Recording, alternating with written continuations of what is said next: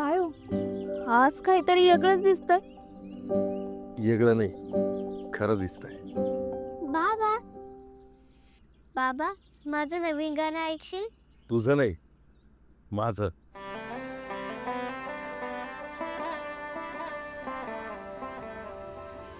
आज माझ्या बदलाची पहिली पायरी. सोडायला राग नाही, निर्णय लागतो.